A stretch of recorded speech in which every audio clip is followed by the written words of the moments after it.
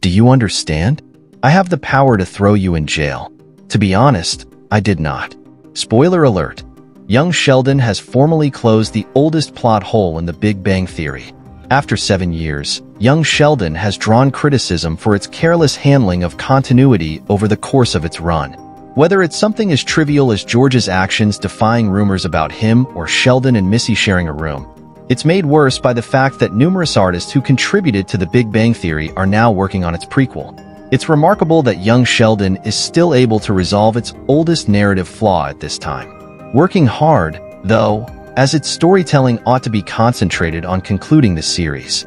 Young Sheldon has leaned less on its ties to the Big Bang Theory and more on its original storyline in recent years to support the developing TV world.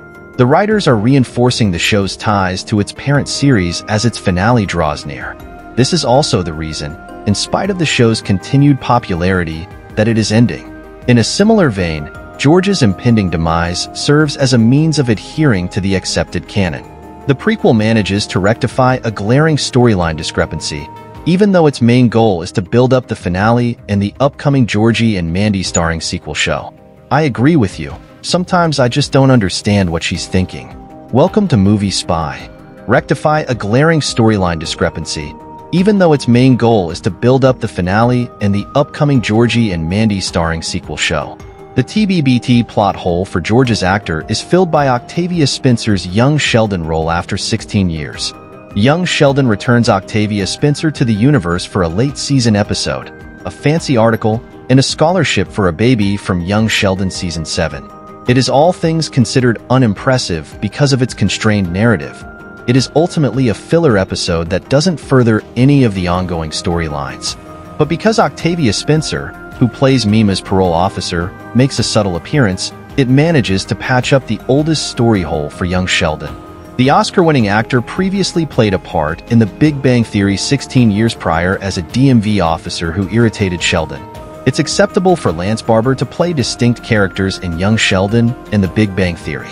If Spencer is able to portray two important roles in both programs before becoming Sheldon's father, he played Jimmy Speckerman, the bully from Leonard's High School. Spencer's situation is special because she is the only actor who plays significant and simple roles in both comedies in the same way as Barber does. Granted, other actors have performed varied roles between the shows. She restates that there isn't an alternate universe theory, which has already been proposed as an explanation for the casting error. After Young Sheldon, is Lance Barber still able to return to the Big Bang Theory universe? There is more to the Big Bang Theory than just this current prequel. George's only significant Young Sheldon left is his death, since his cheating scandal has already been retconned. His narrative will then formally come to an end. Nevertheless, given the history, it makes me wonder if Barber will have the opportunity to play a different role after the prequel, particularly given that the world of the Big Bang Theory is expanding with the release of 2 new spin-offs. However, the likelihood of this occurring is quite low due to his prominence as George. It seems improbable that he will reprise his previous role in the franchise, but he might make a comeback as the Cooper Patriarch. How about Habitat for Humanity? Build some poor soul a home.